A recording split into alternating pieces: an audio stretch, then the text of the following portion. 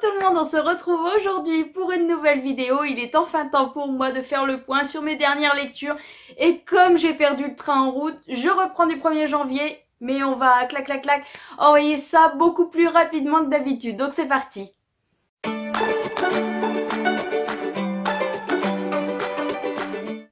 Alors je présume que vous en êtes rendu compte, ce début d'année 2018 est particulièrement compliqué pour moi. Les imprévus se succèdent. Visiblement ça va pas être l'année où je vais avoir le temps de me poser très souvent et de faire grand chose. Ou alors peut-être que ça va s'améliorer, mais le début d'année est vraiment hyper méga supra chargé. Dans le dernier mois j'ai l'impression d'avoir passé ma vie au garage pour la voiture. Ça me saoule. Bref, on n'est pas là encore une fois pour parler de ça, mais on va parler de lecture. Et comme je vous dis, j'avais fait beaucoup de lectures, ça fait longtemps qu'il n'y a pas eu de point de lecture, donc je reprends de janvier. Je pense que ce book haul, ce update lecture va être en 2 parties, parce que voilà, il y a quand même si j'ai eu des périodes où j'ai quasiment pas lu, il y a quand même pas mal de livres et j'ai quand même envie de vous parler de tout ça, même si c'est un peu moins approfondi que d'habitude. Voilà, au moins faire un point, vous dire ce que j'ai aimé, ce que j'ai pas aimé, et finalement ça va peut-être condenser un peu ces vidéos. Ou pas du tout, on verra bien. Donc c'est parti pour le premier livre. Je voulais revenir justement pour commencer ce point lecture sur une de mes dernières lectures 2017. Voilà, c'était vraiment toute fin, je crois que c'était juste avant le 1er janvier. Mais c'est un livre qui va sortir bientôt, donc j'ai pensé que ça serait intéressant pour vous, même si je vous ai déjà un petit peu spoilé dessus, d'avoir mon avis un petit peu sur Midnight Sun, donc de Trish Cook, qui sort, il me semble, au mois d'avril, donc le mois prochain. Et si je ne me trompe pas, c'est chez Hachette. Donc avec un peu de bol, je vais trouver un visu. Si c'est le cas, je vous l'affiche là. Sinon, ben, désolée. Mais voilà, pour revenir sur ce livre, je vous en ai un petit peu parlé parce qu'il fait partie de mon challenge adaptation. Et en fait, on va suivre Katie Price, qui est une jeune fille qui a une maladie qui est très peu connue et qui l'empêche totalement de sortir au moindre rayon du soleil. Voilà. On va dire ça comme ça. Enfin, c'est pas que le soleil, c'est plein d'autres complications par derrière et qui est coincée un petit peu chez elle et qui passe sa journée à suivre ses cours à domicile et à regarder la vie des autres à l'extérieur. Et là, elle est amoureuse. Je vais aller trop vite, je bouffe mes mots. Elle est amoureuse depuis des années de ce garçon qu'elle voit passer dans sa rue tous les matins. Voilà, elle le guette et en fait, elle sort, elle, uniquement la nuit. Et un jour, ils vont se rencontrer et je ne vous raconte pas la suite de l'histoire, mais enfin voilà. On a la maladie, on a la situation amoureuse, ça vous plante un peu le décor. Je suis super fan de la VO. Pour ce qui est de l'histoire, moi, j'ai vraiment adoré. Je me suis totalement laissée happer, je l'ai lu en 24 heures en même temps. Oui, il y a des bonnes grosses marges. Voilà, c'était vraiment une très bonne lecture que je vous recommande, moi, de mon point de vue. Après, c'est vrai que les gens qui ont lu beaucoup d'histoires apparemment, dont Everything, voilà, qui partent un petit peu sur les mêmes bases, mais c'est un petit peu comme quand on lit trop de dystopies d'affilée, on a l'impression que ça se recoupe énormément. Donc voilà. Mais moi, je vous le tends très bien. À vous de voir si vous dites oh, ben, non, j'ai pas envie, j'en ai déjà eu une, ça me convient. J'en ai déjà lu une, ça me convient. Ou alors si au contraire vous avez envie de... Je suis hyper contente vraiment d'avoir chopé cette VO en fin d'année parce que là, il me semble qu'ils ont refait les couvertures avec l'affiche du film. J'aime bien, mais celle-là, je trouve qu'elle pète. Voilà. Donc le premier bouquin est super bien passé et vraiment pour moi une très bonne lecture qui était chargée d'émotions. Ensuite, j'ai totalement changé d'univers puisque j'ai voulu un petit peu me faire peur avec le tome 2 de Shadow House. Donc on a toujours cette jaquette à double effet, voilà. Comment s'appelle ce tome 2? Cache-cache mortel. J'avais un petit peu peur de... Bon, il y a toujours le même travail abouti dedans, l'objet livre est vraiment chouette. J'avais un petit peu peur de ne pas m'y retrouver. J'avais adoré le tome 1, mais mes souvenirs étaient très loin, même si la lecture ne datait pas tant que ça. Et finalement, en me lançant dans ce tome 2, il y a suffisamment de rappels pour qu'on s'y retrouve très facilement. Après, au niveau de l'intrigue, elle avance. C'est un petit peu la trouille qu'on a toujours avec un tome 2, c'est que ça stagne. J'ai cru que ça serait le cas au début et finalement... ça avance, on se laisse prendre à l'histoire, on fait des découvertes et on finit sur un petit cliffhanger qui ne nous donne qu'une envie de lire le tome 3 que je n'ai pas encore acheté et qui est sorti depuis. Donc voilà, un de mes prochains achats, ça sera vraiment de finir cette trilogie. Mais voilà, un tome 2 qui ne m'a pas déçu et comme je vous dis, si vous avez un peu peur parce que les souvenirs se sont un peu envolés, ça gère bien. On s'y retrouve vraiment et on revient sur ce qu'on avait déjà découvert avant sans que ce soit lourd et plombant dans le récit. À faire, j'ai continué, là aussi moyennement motivée avant de commencer. My Dilemma is You, le tome 2, j'avais énormément envie de le lire. J'avais aimé le tome 1, mais en même temps, je crois que je me serais frappé la tête contre les murs tellement le couple de Chris et Cameron était quand même mais à se baffer et j'avais énormément peur de ne pas supporter, nerveusement parlant, ce tome 2. Le bilan en est, j'ai passé un bon moment, c'est totalement le genre d'histoire, vous êtes comme dans Grey là, vous voyez des défauts partout, mais vous ne pouvez pas vous empêcher d'être complètement happé par cette histoire, ben là c'est pareil. On suit l'histoire, on la dévore, on la bouffe, mais les personnages sont à baffer puisque toutes les 2 pages ils se séparent. Hein, c'est pas agaçant du tout, ils se prennent, et encore ils se sépareraient pour des trucs justifiés, oui mais là c'est pour du n'importe quoi, ils se prennent la tête sur tout, sur rien, un regard, une parole, une réponse, tout ce que vous voulez, ou même des fois quand il n'y a rien, mais le fait qu'il n'y ait rien, ça leur prend la tête, donc ça veut dire qu'il y a un souci quelque part, donc ils se séparent, voilà.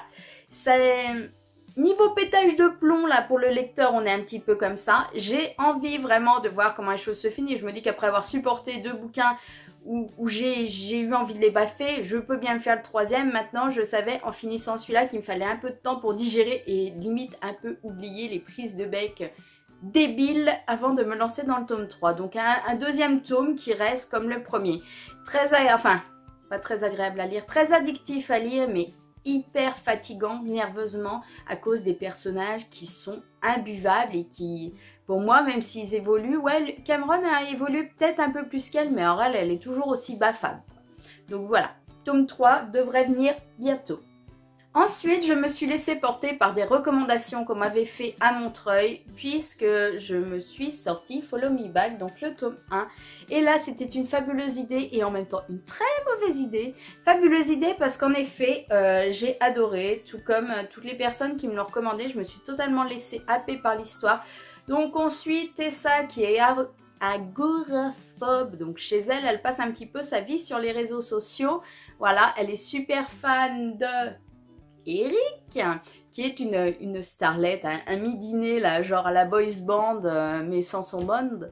Juste, je viens de m'éclater le coude, mais c'est pas grave. Juste le boy, et qui le suit partout, qui est une addict et tout. Et Eric, en fait, lui de son côté, on le suit aussi, il en a marre de tout se toller sur sa personne. Il est pas heureux en gros dans sa vie, et c'est vrai qu'il en a marre un peu de toutes ces idiotes qui l'adulent sans même le connaître.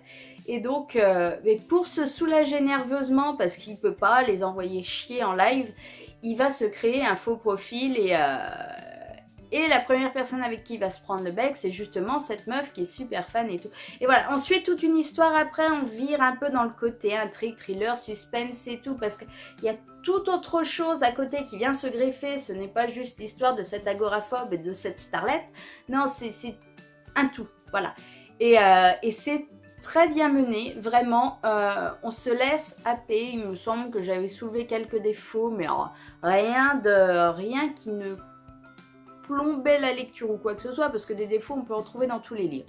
Mais voilà, le souci c'est que tu finis ça, mais la fin, elle est à se taper la tête contre les murs. Et là, comme une idiote, quand tu crois comme moi que le tome 2, au pire des cas, il est sorti en anglais et que tu te rends compte que non, j'ai eu du mal à la digérer celle-là. Allez, j'en bave. Hein. Je me suis dit que ça allait être très compliqué pour trouver une lecture ensuite qui me ferait vraiment sortir de ce livre, de là où j'étais restée bloquée sur cette fin en fait. Et voilà, c'est le seul truc. Mais franchement, il faut le lire et je crois que c'est cet été qu'arrive le tome 2. Hein. Donc celui-là par contre, t'es garanti que ce sera une précommande. Même si depuis j'ai oublié des choses, j'ai toujours la fin, voilà. Moi qui oublie beaucoup de choses, la fin là, elle me reste là. J'ai toujours les 3 dernières lignes. Je me dis mais merde. Et depuis ça me fait cogiter. Voilà. Et ça par contre, hein, voilà, pour l'instant, si je dois vraiment vous en recommander un sur les 4, bah à la limite, ce serait celui-ci. Parce que vraiment, j'ai adoré et ça se lit juste tout seul. J'ai sorti un beau livre bleu, mes hauts, mes bas et mes coups de cœur en série. Donc de Becky Albertalli. Je l'appelais Albernati. Allez savoir pourquoi. Ça a toujours été. Même avec Simon, c'était la même chose. Ce livre était encensé depuis sa sortie VO. On le voyait partout pour peu qu'on suive un peu quelques booktubeurs américains ou quoi que ce soit. Et avec cette couverture-là, en plus, moi, ça me donnait super envie. Donc voilà, je l'ai enfin sorti, sachant qu'en plus, j'avais lu Simon il y a... Ben, quand il était sorti en VO aussi, je l'avais précommandé. Et j'avais vraiment passé un très bon moment, donc j'avais dans un sens hâte de découvrir ce nouveau roman et en même temps un peu d'appréhension, parce que quand vous avez adoré un premier roman, vous avez toujours peur que la suite ne soit... Enfin, que les autres romans, ben, forcément vous avez adoré, vous avez été prise dans l'histoire, donc vous avez envie de retrouver ces émotions-là avec les autres romans de l'auteur. Et là c'était le cas, même si j'essayais de pas me foutre la barre trop haut. Et au final, j'ai passé un bon moment. Je vais pas vous dire que c'est pas le cas, voilà, puisqu'on suit... voilà, de toute façon, j'ai déjà oublié, donc comme ça, Cassie, non, c'est pour ça. Je sais même plus comment elle s'appelle. Et ça, c'est assez représentatif de... Bref, ça, on va pas passer 3 heures à chercher le prénom, mais en gros, on suit une histoire ado qui est intéressante avec l'acceptation de soi-même, ses défauts, les relations aux autres, les premières histoires d'amour, ça, il n'y a pas de souci. Mais il n'y a rien qui m'a transcendée, quoi. En plus, j'ai eu Enfin, c'est pas que j'ai eu du mal à m'attacher au personnage principal, c'est que j'ai pas réussi, j'en ai pas ressenti le besoin ni l'envie. Je suis restée très extérieure, j'étais spectatrice de ce qu'elle vivait, mais sans être impliquée, sans ressentir les mêmes émotions qu'elle. Voilà, ce qui m'a plus touchée dans ce livre-là, c'est à la limite les sujets annexes qui sont aussi importants, qu'on accepte... l'homosexualité adolescente, les couples, voilà, justement, d'homosexuels parentaux, j'allais dire, mais vous voyez ce que je veux dire, les parents homosexuels, voilà, ce que ça implique, le regard des autres et tout, l'acceptation ou la non-acceptation. On parle beaucoup de ces sujets-là et ça, c'est super intéressant et ça, je trouve que ça méritait vraiment d'être abordé. C'est un truc qu'on ne retrouve pas souvent dans les romans et là, c'était super bien pour ça. À côté de ça, l'histoire de la petite gonzesse, là, ses coups de cœur, ses machins, ça m'a pas transporté du tout. Donc, j'ai un avis assez mitigé sur ce livre. Oui, un côté m'a plu, mais il y en a un autre qui m'a laissé totalement froide et qui ne m'a pas emballé du tout. Donc voilà, pas une déception, mais pas emballé. Je me suis dit que pour compenser ce manque d'emballement, puisque voilà, après Follow Me Back, en plus je suis tombée sur un bouquin qui n'était pas ce que je m'attendais, je me suis dit je vais en sortir un qui a un fort potentiel émotionnel et j'ai sorti All the Bright Places. Je ne sais strictement plus comment il s'appelle en français, Nos jours imparfaits ou un truc dans le genre, je sais plus, je suis pas sûre. Si c'est pas ça, je vous mets carrément le titre en bas. En plus, depuis les sorties en poche, j'ai vu Pulp Fiction, Gallimard. Donc voilà, ça peut être sympa. Et voilà, on nous raconte, on nous présente directement là. C'est en gros l'histoire d'une fille qui apprend à vivre avec un garçon qui lui veut mourir. Voilà. Donc vous savez que vous allez tomber un peu dans la dépression. Je me suis dit, voilà, c'est un fort potentiel. Ce livre est très bien noté, donc c'est peut-être ce qu'il me faut pour moi monter. J'ai passé un bon moment, même si je vous avoue que les premiers chapitres, j'arrivais pas à m'immerger totalement dedans. On nous plante le décor, les personnages, et oui, on nous raconte un peu leur vie, et je m'attachais ni à la nénette, ni au petit mec. Voilà, après, au fur et à mesure des chapitres, forcément, ça a été beaucoup mieux. Je suis beaucoup plus rentrée dans l'histoire. Ce qui m'a fait ressentir énormément de choses. Et c'était un peu un crève-cœur. T'avances dans les pages et en fait, t'as des appréhensions. Parce que quand de toute façon, on te met des trucs comme ça dès le début sur la page de garde, t'as des appréhensions. Et plus, je connais pas l'auteur. Donc c'est le premier livre que je lisais d'elle. Je sais pas du tout si c'est une dramaturge ou si au contraire c'est une adepte des happy end et tout. Donc voilà. J'ai beaucoup aimé. Franchement, voilà. Le thème principal, on va dire, qu'on suit aussi là, c'est la dépression. Et j'ai trouvé que c'était bien, même si à certains moments...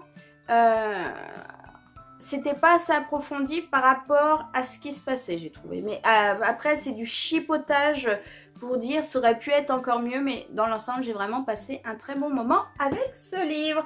On continue. Là, je me suis dit, valeur sûre, je me sors une romance là pour changer un peu des dépressives, des voilà. Et ben, j'ai sorti le tome 2 de Off Campus, donc The Mistake. de Elle Kennedy. L'histoire de Logan et de Grace, non, voilà. J'aurais pas besoin d'en dire plus. Logan, Grace, vous savez que si j'ai retenu les prénoms, c'est que j'ai beaucoup aimé l'histoire. Comme le tome 1, ça passe tout seul, il faut quelques pages pour plonger à peine dans l'histoire. En plus, là, l'avantage des tomes 2, c'est que voilà, les mecs qu'on suit dans les tomes 2, 3 et 4, c'est des gars qu'on a déjà rencontrés dans le tome 1, qu'on a vu évoluer en périphérie, qu'on a croisé. Voilà, Logan, j'adore parce que c'est un mec qui était plein d'humour, donc j'avais vraiment hâte de découvrir son histoire. Et comme d'autres, ben voilà, tu te dis, c'est le petit pote guiré, il est toujours de bonne humeur, il est toujours machin, et tu découvres que par derrière, ben, il est comme tout le monde, il a des emmerdes, il a une vie pas facile, il cache aussi des secrets. C'est, voilà, Grace, c'était tout aussi agréable. Elle, par contre, très vite, je me suis attachée comme lui, contrairement, voilà, aux autres livres où j'avais des problèmes d'attachement. Là, dès les premières pages, les deux, ça l'a totalement fait. L'histoire n'a rien de révolutionnaire, c'est une romance, mais je me suis laissée happer, j'ai adoré. Et voilà, je n'ai plus qu'à me faire maintenant le tome 3. Et enfin, je vais finir avec le dernier livre, puisque voilà, comme je vous dis, j'en avais plusieurs, j'ai découpé, je me suis dit que j'en passais 8 dans le premier update et qu'on verrait la suite plus tard. Le prochain est donc L'autre sœur, donc de Céline Busby, ouais, Busby, ça le fait mieux, chez Milan. Un livre qui me tentait énormément, puisqu'on parle de disparition, voilà, Sarah, alors attends, Sarah, en fait, a disparu et depuis, sa sœur vit un peu mal la situation puisqu'elle est dans une... Enfin, ça fait quelques années, 4, 5, 6 ans, 10 ans, je sais plus, bref. Elle a disparu et depuis, ça, voilà, non seulement elle a perdu sa sœur, ses parents ont perdu leur fille, donc vous imaginez bien qu'ils sont pas à la joie même des années plus tard. Et en plus, elle reste la sœur de la fille qui a disparu. Donc voilà, elle est à une période dans sa vie où ce n'est pas facile, où il y a tout ce passé qu'elle se traîne et qui pour les autres la définissent. Alors que voilà, en gros elle a presque même pas le droit d'avoir d'identité à part celle d'être la sœur de la fille disparue. Et en fait, sa sœur, donc Sarah, réapparaît un jour. Donc au début, tout le monde est perturbé, chamboulé, content. Hein. On imagine bien le truc, genre à la campouche, voilà, c'est inimaginable. Et en fait, voilà, passer ce moment de bonheur, on va dire, qui perturbe quand même beaucoup de monde, parce que même si tu l'espères toujours, tu t'attends pas à ce que quelqu'un qui est enlevé des années plus tôt apparaisse comme ça. Bon, elle est pas en bon état, mais voilà. Et c'est vrai que passer ce moment-là de retrouvailles et de reprise d'habitude, eh ben, Nico va trouver qu'il y a quand même des trucs qui clochent. Alors, elle sait pas si c'est elle qui est parano. Enfin, voilà, on suit tout un truc. Elle va douter quand même de l'identité de sa sœur. Voilà, on part un peu là-dessus, sur le truc de base. Et c'est vrai que ça bifurque sur beaucoup d'autres choses par derrière. Je ne veux pas vous en dire plus puisque c'est une histoire à découvrir. Autant, je vous avoue, je l'ai déjà dit, je ne suis pas du tout fan de la couverture verte. Mais alors, l'histoire... J'ai adoré, je me suis laissée happer et pourtant les trucs à suspense, vous savez que c'est pas trop mon truc.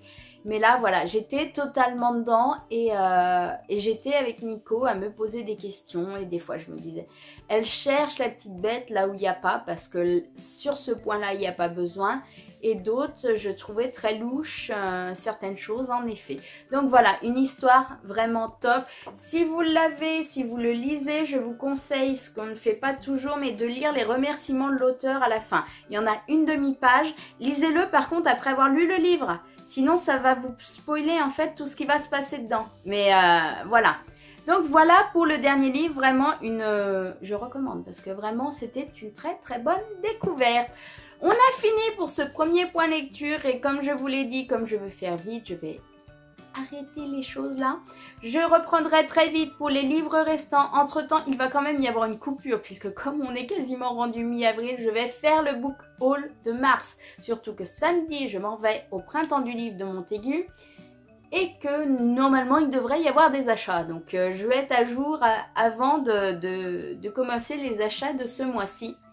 Sinon, au-delà du book haul, il y aura aussi une vidéo, pas d'un nouveau genre, mais que vous n'avez pas vu en tout cas sur ma chaîne, puisque ça m'est arrivé de parler un peu de mon bullet journal. Concrètement, je voulais pas vous le montrer parce qu'il n'a rien de... Enfin, c'est pas qu'il a rien de particulier, mais il est comme beaucoup d'autres. Et c'est vrai que moi, par contre, je suis une grande fan d'aller voir autant, on dit, oh, bah, tout le monde fait des vidéos de Boulen sur toutes les chaînes. Ouais, mais moi, j'adore aller les voir parce qu'en fait, je vois comment chacun fait. Si on a tous le même truc de base, on bifurque quand même sur pas mal de choses. Certains ont des trucs spécifiques. Moi, j'en ai aussi spécifiques à moi que j'ai pas vu ailleurs.